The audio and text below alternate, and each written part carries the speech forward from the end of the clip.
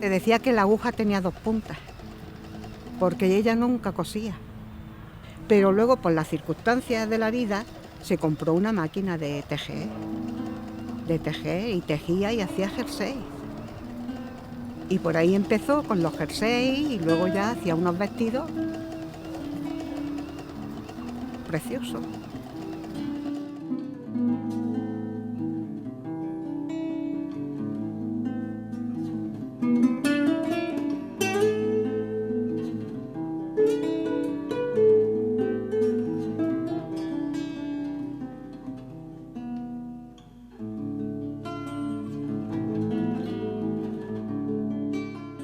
Y ella decía que nunca en la vida había cosido y luego se hizo una modista buena. Cuando ella no podía ser maestra, se hizo una modista buenísima porque ella no se le oscurecía nada, era para todo se daba arte. Y dice que le hacía a una niña los deberes de costura y ella le hacía de matemáticas. El único expediente académico que yo he conseguido, todo lo tiene sobresaliente, menos en costura, que tiene aprobado, solamente. Y curiosamente me comentaban por aquí que aquí doña Ángeles tenía fama de ser una excelente costurera. No sé si era un acto de reverdía a las monjas o que le vino así. Doña Ángeles nace en Granada en 1907, en un barrio granadino castizo, que es el barrio de Realejo. Estudia en un colegio de monjas, el Colegio del Sagrado Corazón. En Granada se llama como el Colegio de las Brujas. Dicen también que eran aquellas tocas que llevaban las monjas grandes y los hábitos y tal, que de lejos daban la imagen de algo de eso. Y lleva a Cueva del Campo en el año 1928-29 aproximadamente. Cuando prueba las oposiciones, estuvo en Castril, un pueblo que hay de aquí cerca, en Campo Ceba, y de allí llega aquí a Cueva del Campo. Y viene casada, tiene un marido y se aloja en una pensión que había exactamente enfrente de la iglesia, la pensión de la tía Mariquita. Aquí conoce a Cirilo porque la tía Mariquita era su suegra, es decir, Cirilo había estado casado, la mujer de Cirilo que murió era Amalia Vilar. Se conocen, se enamoran y empiezan a hacer vida marital. Había en aquella época 2 escuelas en este pueblo. Una escuela de niños, el maestro era don José Barea Fernández, y había una escuela de niñas que estaba ocupada por doña Ángeles Arenas Esturillo. Las maestras republicanas son aquellas que tienen unos valores especiales, tienen unos valores ciudadanos que los tenían antes de la República y que luego en la Segunda República los pueden desarrollar más porque estaban trabajando en ver pues cómo hacían ciudadanos y ciudadanas que fueran solidarios, que fueran tolerantes, que fueran conscientes de la suerte que tenían de vivir en un país como España, pero entendiendo la diversidad de todos los pueblos, digamos. Es decir, estaban construyendo unos nuevos valores. Entre 1900 y 1931, España financió aproximadamente 11.000 escuelas en 30 años.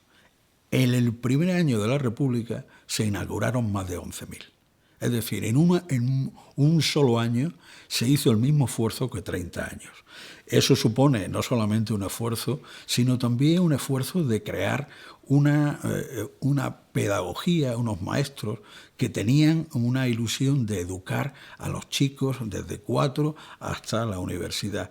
Ese proyecto que hacía libres a los ciudadanos españoles es un proyecto que no era bien visto por la tradicional forma de entender la sociedad de las derechas españolas. Precisamente en Granada tenemos la fortuna que teníamos un buen profesor de Derecho que fue ministro de Estado y después ministro de Instrucción Pública, que era el ariete de esta generación de finales del siglo XIX y principios del XX, de lo que llamamos la Institución Libre de Enseñanza. Este proyecto, que es un proyecto que era especialmente, ellos dicen que la mejor aportación que puede hacer un político es darle los instrumentos educativos a la sociedad que convive. Ese proyecto es el proyecto que florece no solamente Fernando de los Ríos, sino la generación de los republicanos, que es especialmente bien vista en Granada. Granada tiene una universidad tradicional, pero lo que hace es llevar a las clases medias y populares la escuela, la ilusión de la escuela. Y en esas escuelas vienen profesores muy jóvenes que están educándose en la escuela normal, que es la preparación del profesorado. Un profesorado no puede dar una buena docencia si no tiene una formación previa en valores. Y la escuela normal de Granada lo que le está dando es valores a esos maestros, que eran maestros de 20, 25 años, que son los primeros que llegan con mucha ilusión y que se proyectan como una nuevos mesías en el medio rural. Si eran maestras rurales que estaban en un pueblo, pues ¿qué empezaron a hacer? Por ejemplo, se las puede distinguir muy bien porque cuando llegaban al pueblo lo primero que intentaban hacer es crear valores estéticos desde la escuela. Y entonces creaban un aula de clase muy limpia, muy cuidada, empezaban a crear relaciones con las familias, sobre todo con las mujeres, con las madres de familia, les empezaban a enseñar sobre cómo cuidar a sus hijos, sobre puericultura. Era algo especial, pero no espectacular. Doña Ángeles lleva una vida activa aquí en Cuevas del Campo. Conoció al que fue ministro de Instrucción Pública, a don Fernando de los Ríos. La madre, o sea, la mujer de Fernando, doña Gloria, fue profesora de Ángeles. Surge una relación más o menos familiar y doña Ángeles tiene un papel activo en la presencia aquí en el mes de febrero, en los primeros días de febrero del 36, de el ministro de Fernando a dar un meeting. Ella fue una mujer muy comprometida de joven, hizo muchas cosas en el pueblo, se involucró de verdad en la política y por las circunstancias que todos sabemos, pues luego no pudo ejercer. El alzamiento se produce el 18 de julio. Granada queda dividida en dos zonas. En Granada había un gobierno nacional, digamos franquista, y en Baza había un gobierno republicano. Baza era capital de la provincia republicana. Constantemente esta mujer fue hostigada aquí. Y curiosamente, ella, que era de izquierda, los principales acosos los sufrió por la parte de izquierda. Hasta tal punto, que esta mujer cesa aquí en Cuevas del Campo como maestra y le obligan a irse a vivir a Zújar. El marido también, quizás en este acoso, probablemente también tuvo que ver algo la labor del marido, que fue el alcalde durante la guerra. Es curioso porque los motivos que llevaron a la expulsión definitiva de Ángeles del magisterio no fueron motivos ideológicos ni fueron motivos profesionales, fueron puramente motivos morales. La única razón es que estaba conviviendo con un hombre sin estar casada. En el caso de los varones, en general, pues se les persigue mucho más la cuestión política. Las mujeres, hay que tener en cuenta que había muchas maestras republicanas y católicas, y entonces muchas de ellas, pues en la parroquia, el En algunos casos el sacerdote las apoyó y pudieron pues salir libres. Pero hay unos cargos especiales que son típicos de las maestras y que no son de los maestros, que son las conductas morales. Las conductas morales sí que están, en el caso de las mujeres, si han enseñado educación sexual en la escuela, si no han ido vestidas apropiadamente. Y no digamos si durante la Segunda República convivieron con algún varón sin estar casadas o se divorciaron de su... porque el divorcio era legal en la República, se divorciaron de su marido y convivieron con otra persona o se casaron por lo civil, por los matrimonios civiles, entonces sí que son castigadas. Eso también es otra cosa que tiene que quedar claro. Ahora se identifica la depuración con el castigo, pero la depuración la pasaron, fue un proceso administrativo que pasaron todos los funcionarios públicos de España, entre ellos los maestros y las maestras. Ese proceso empezaba con un cuestionario que es igual para toda España, donde tienen que ir contando dónde estaban el 18 de julio del 36, si se adhirieron al régimen, tuvieron alguna actuación en favor del régimen del 18 de julio, si antes del 18 de julio habían formado parte de algún partido político, y además, en general, el régimen franquista fue guardando todos los archivos, gracias a lo cual tenemos algunos, fue guardando la prensa y hicieron una investigación histórica increíble y normalmente les encontraban, porque además, aparte de este cuestionario, cuya última pregunta era espantosa, porque en la última pregunta les decían que dijeran qué sabían de todos sus demás compañeros y compañeras, y ahí tenían que denunciar a todos los demás y además decir por qué, y unos los denunciaron y otros no, hubo de todo, claro. Pero después de eso se pedían informes a la sección femenina, a la falange, al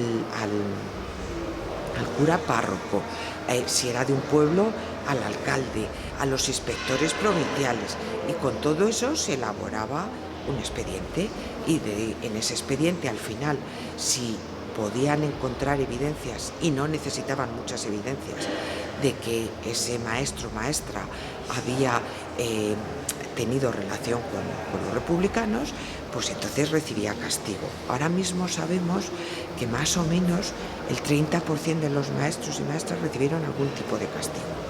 O el más sencillo, digamos más ligero, fue no poder ejercer cargos directivos, otros no pudieron ejercer en el cargo que tenían, en el puesto que tenían en su pueblo, se tuvieron que ir a otro pueblo, y así hasta el que le expulsaron del magisterio para siempre, y ya los peores de los peores que no llegaron a hacer el expediente de depuración porque estaban fusilados, otros estaban en el exilio, pero todos pasaron este proceso, no pudieron volver a ejercer si no tenían un certificado donde se decía que estaban limpios, porque el de la depuración lo que significaba es que tenía que demostrar su pureza ideológica.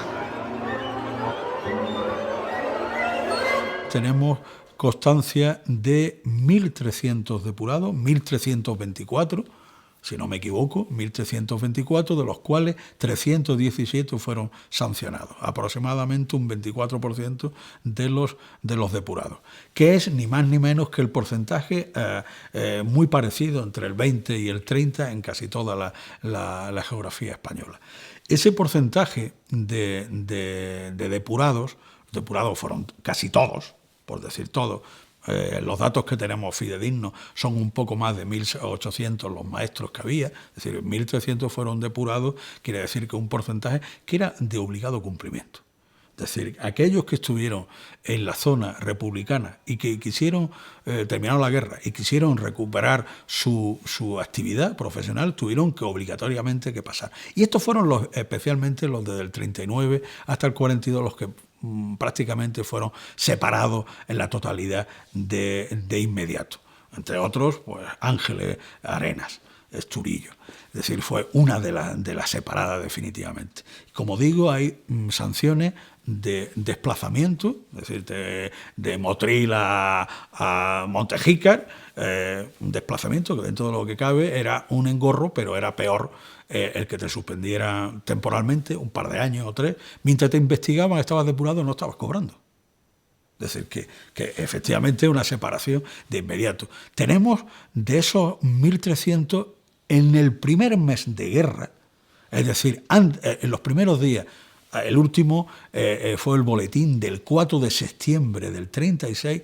4 de septiembre, si estamos diciendo que agosto es cuando ya se establece el orden, entre el 10 y el 15, a poco más de un mes, ya hay 400 profesores que fueron publicados sus nombres y apellidos en el boletín oficial de la provincia, diciendo que estos profesores estaban suspendidos de sueldo y empleo, de inmediato. Es decir, el nuevo Estado tenía muy claro que uno de los primeros colectivos, y además no se da en otros colectivos de funcionarios, no hay listado parecido de esa exhaustividad y esa inmediatez que los maestros.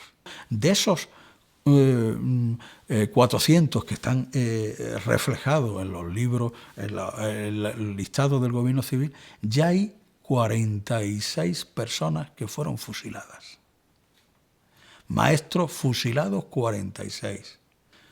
41 antes del 39 y 5 entre el 39 y el 44. Ese colectivo, muchos de ellos ni siquiera tienen expediente de depuración, ni aparecen en los libros en los listados que están en el archivo, que están en Alcalá de Henares, el Archivo General de la Administración. Fueron eliminados de inmediato. ¿Por qué? Y además todos tienen una connotación. Se lo decía el otro día a un nieto de otro profesor. Es que todos aparecen, como aparece de Ángeles, es que eran militantes de FETE, de la Federación Española de Trabajadores de la Enseñanza. Todos los que eran miembros fueron depurados posteriormente. Primero los fusilaron.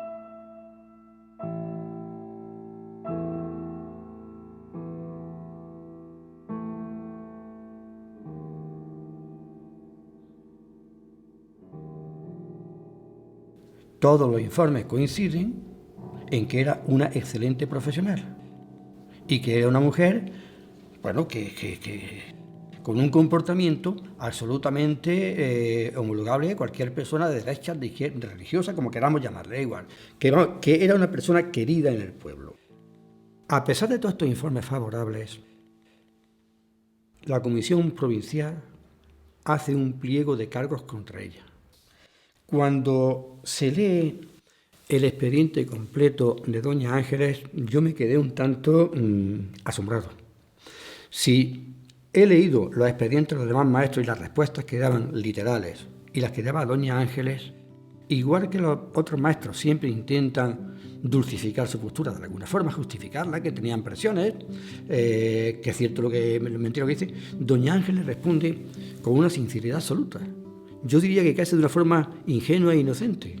Ella pudo, quizás, haber mentido y posiblemente la sanción le hubiera sido más favorable a ella, pero no, ella contestó exactamente lo que hacía, con total sinceridad.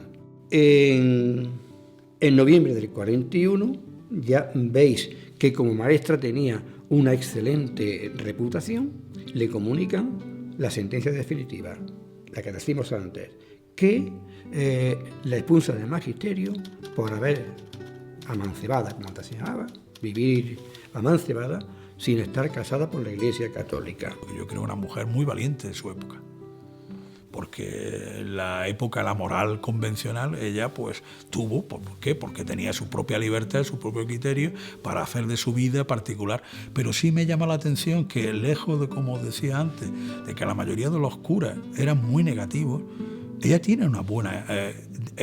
adquiere, digamos, ese placer de la sociedad. Por lo tanto, me hace ver que una mujer que tenía unas virtudes importantes. No solamente era un ejemplar, era ejemplar desde el punto de vista pedagógico, debe ser, sino que además era una buena persona y que está bien reconocida, incluso aquellos que ideológicamente están en las antípodas de lo que ella consideraba. Me hace ver una persona especial. Ella no solía hablar mucho de política, pero yo sí, conmigo varias cosas las sabemos. Y es que, pues eso, que se vino de muy jovencita, que estuvo en los pueblos de Castriz de la Peña y no sé qué otro pueblo más, por ahí, y al final ya vino aquí, se juntó con Cirilo. Ella venía separada por lo que fuera, nunca lo contaron, pero que yo creo que le daba igual, porque era una mujer que se adelantó a su tiempo, no le daba mucha importancia. No se casaron nunca, pero ellos vivían muy felices, los dos del mismo partido político. Luego se volvió empresaria, medio empresaria, se cogió unas máquinas que ya lo sabe todo el pueblo, y sobre todo que la quería muchísimo la gente. Ella, su política o como fuera, yo puedo decir que no tuvo rencores ni por un lado ni por otro. Ella estaba muy aficionada a la lectura y estaba asociada a una revista que había que se llamaba Novelas y Cuentos, que entonces se podía acceder a muy poca cosa.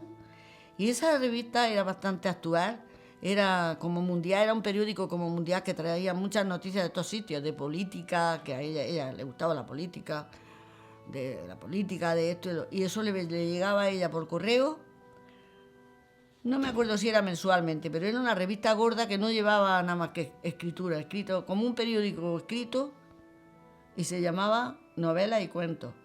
Y leía muchísimo, siempre estaba leyendo. El libro estaba cocinando y leyendo. Tenía una peculiaridad. Estaba haciendo puntos y leyendo el libro. Cuando acababa el jersey, acababa el libro. Eso era un caso. Además, las vecinas, que la adoraban, venían y decían: ¿pero cómo puede ser, doña Ángeles, que esté usted haciendo puntos y leyendo a la vez? Pues ella lo hacía, pero además que le cundían las dos cosas. Era un número uno, sí. Que me enamoré del hijo y de la madre a la vez, ya te digo. Que no, y además el padre también muy buena persona. Cirilo, muy buena persona. Conmigo, también un hombre muy amable, muy educado. Y en fin, yo viví muy a gusto con esta familia. Para mí mi suegra fue un referente en todo. Siempre se la he puesto a mis hijos y la hemos llevado, es verdad, hasta me emociono y todo eso. Me emociono porque, es verdad. Y su hijo le pasa igual, no podemos hablar de ella mucho porque fue de verdad el puntal de... Era una mujer que el dinero le importaba nada. Ella era, pues eso, quería un mundo mejor, una España mejor. Ponía de referente la República Barcelona porque decía que fue una maravilla, que era todo en los colegios gratis para los niños, que cuando se podría conseguir, que esto, aunque hubiera seguido aquello, pues estaba ya a punto de conseguirse también aquí, por Andalucía y por todas partes. Cuevas del Campo tiene un compromiso y una deuda pendiente con Ángeles Arenas, y creo que es importante hablar de su historia y de su vida porque ayudó muchísimo en el cambio social a través de la educación en Cuevas del Campo, y fue triste porque se consideraba que ella estaba inculcando unos valores en la docencia a través de la educación que eran deprobables. No era normal que una persona que por el hecho de no estar casada por la Iglesia no pudiera impartir educación. La mayor tortura o sufrimiento es que te quitan el trabajo y el reconocimiento social. ¿Eso cómo se evalúa? ¿Cómo se evalúa? Es que tú no, todos hemos conocido, seguramente vosotros habéis conocido, a alguien que te ha contado, es que había unos maestros que tenían escuelas en sus casas. Aquellos que tenían escuelas en sus casas no se les permitía a la docencia pública, por lo tanto mal vivieron.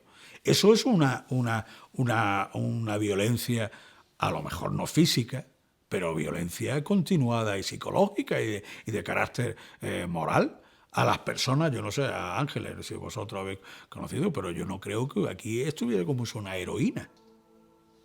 Se lo pasaría mal. Y su hijo, que no sé si tendrán o ganas de hablar o recordar, lo pasaron mal, intuyo, por muchas razones, a lo mejor personales, pero su hijo de un maestro no lo pasaron mal. Yo el otro día presenté un libro de un nieto de un profesor que lo reincorporaron a la docencia en el año 64.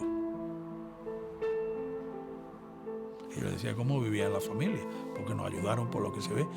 Y su padre, es decir, el hijo del maestro, dice, nunca ha querido hablar de estos temas. ¿Por qué? Porque nos estaban protegiendo. Y ahora somos los nietos, y el bisnieto, porque lo presentó el bisnieto también, un joven periodista, decía, es que hemos vivido siempre que, bueno, esto, mejor no hablar de estos temas. Mejor no hablar oculta un sufrimiento añadido, que a lo mejor no es el físico, pero ya era bastante que te apartaran de tu profesión y que tuvieras que malvivir. Y después el reconocimiento. Hombre, tú has sacado unas oposiciones, quieres ejercer tus oposiciones, y de buenas a primeras te quitan del escalafón y te ponen a los que no tienen ni estudios. Y mi suegra siempre estaba donde la necesitaban en el pueblo y ella estaba ahí. Ella, si sabía hacer algo, ella le gustaba transmitírtelo. Que tú lo cogieras o no lo cogieras, eso ya era... Pero lo suyo era enseñar, sí. Le gustaba enseñar. Ella le daba arte a todo. Hubo una vez que cortarle un manto a la Virgen de los Dolores y nadie sabía cortarlo. Y ella no es de misa ni de... Y la llamaron, una que era de las más, la tía Natividad, que me acuerdo, que era una mujer muy religiosa, muy religiosa. ¿Y dónde estaríamos manos para que nos cortaran este? Y esto va a haber que llevarlo a baza, porque son muchos metros de tela y esto no sabían darle giro. Se acordó de Doña Ángeles. A lo mejor Doña Ángeles.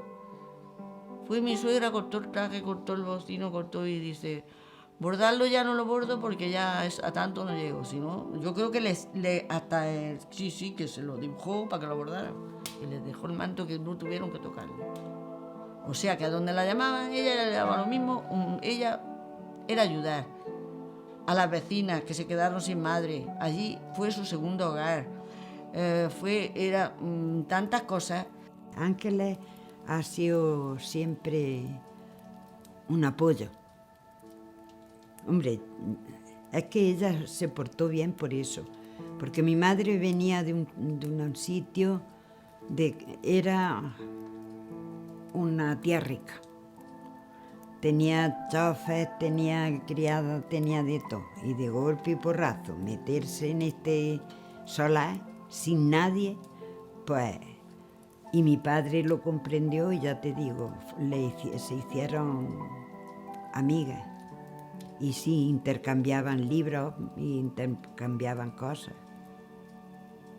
Eso sí lo sé yo, que Ángeles ha estado siempre muy buena amiga de mi madre. Yo iba a mi madre, pero mi madre era muy seria, ¿sabes? Y me tenía así de recta. Pero ella no comprendía que yo también tenía un déficit, que era disléxica, pero que entonces no se sabía, ¿sabes? Y ella sí lo comprendió. Ella sí lo comprendió. Me ayudaba, porque yo la primera cartilla, como era A, E, I, O, bien, pero cuando llegué a la segunda me la aprendí de memoria. Pero que ya me cambiaba y ya no. Y entonces ella me ayudó. Y habló con mi madre y ya pues me...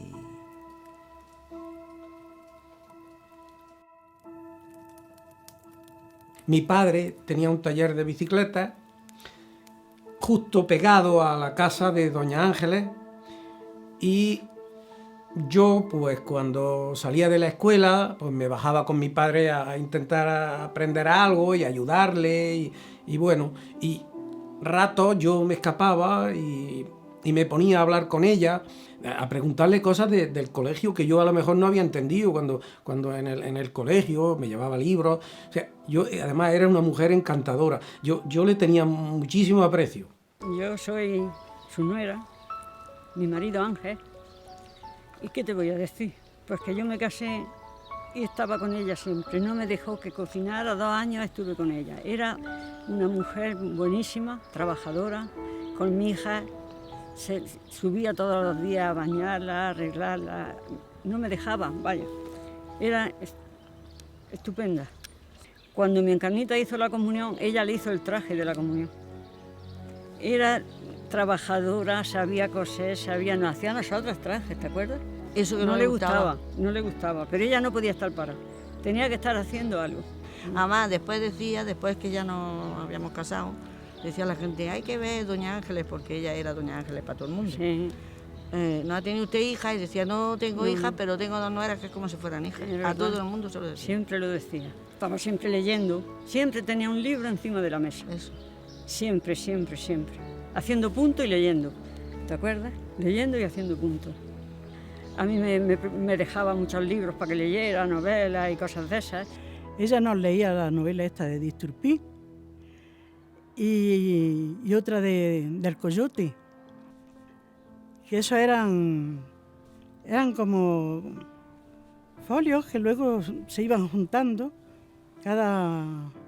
como folletines, cada semana venía uno y ella nos lo leía.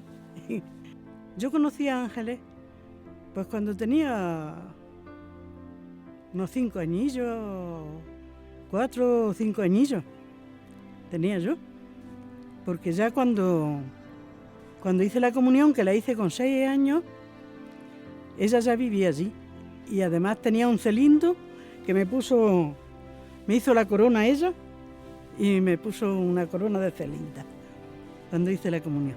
Mi madre se murió pues cuando yo no tenía los 10 años todavía.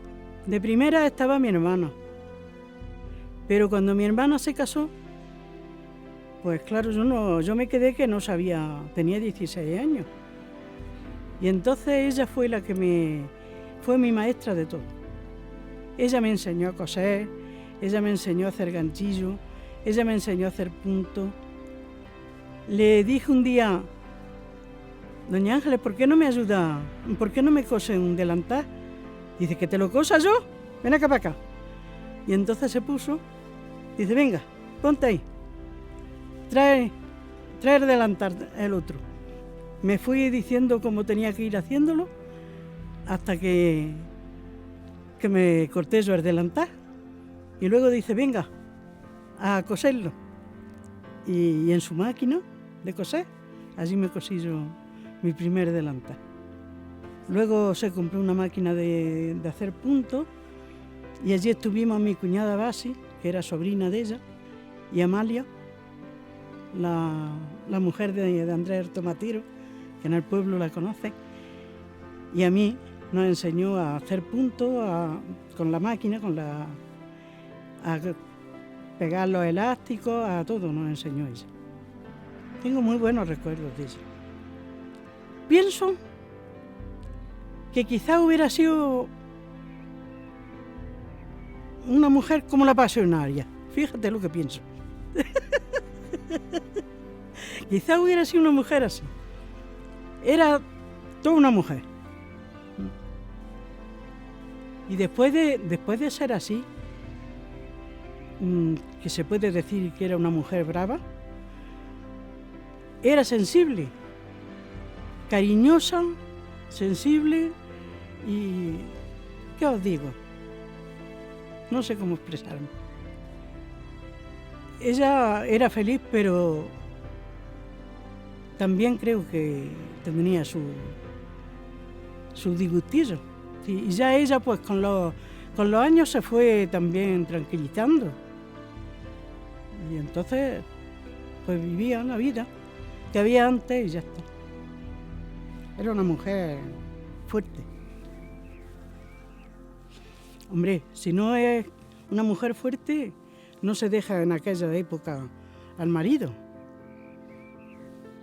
Que ojo, que entonces era mucho. Hoy no, hoy eso no tiene importancia, pero entonces sí tenía mucho. Muy valiente. Además, una mujer que vino de la capital y no sabía hacer nada y se enseñó a hacer sus matanzas que las hacía, los botes, estos que hacemos la conserva, de tomate, pimiento, melocotón. Tenía un horno y amasaba. Sí, yo conocí a doña Ángeles desde que nací. He vivido al lado de ella hasta los 17 años que tenía yo cuando ella falleció. Falleció a los 60 años por la diabetes. Era diabética y aquello le perjudicó el corazón y murió. Pero se fue una gran mujer, una gran señora de este pueblo. Yo estaba encantadísima de escucharla hablar. Cada vez que la escuchaba hablar, yo estaba al lado de ella, porque sabía tanto. Es que sabía tantas cosas. Por sus ideas políticas, pues se le trocó la vida. Si más bien de ganar los nacionales hubieran ganado los otros, ella hubiera llegado a ministra.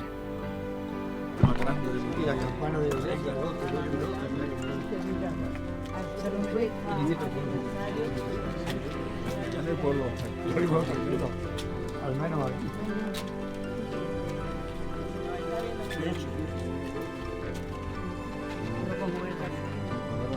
Yo sí. Cada 10 días.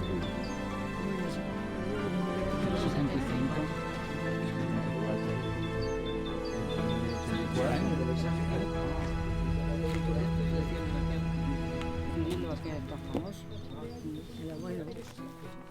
Que dignificando a Ángeles, estamos dignificando a más de 1000 a muchas profesores personas que ha habido. Sí, dejaron su profesión no voluntariamente, sino obligada por las circunstancias. Si un maestro se le silencia injustamente, se le está silenciando el futuro de una sociedad. Si no hay maestro en libertad, no hay futuro. Va por ti, Ángeles, que te mereces. Uno para Cirilo y otro para...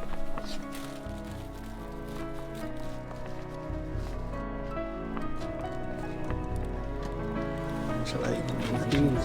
Algo botín.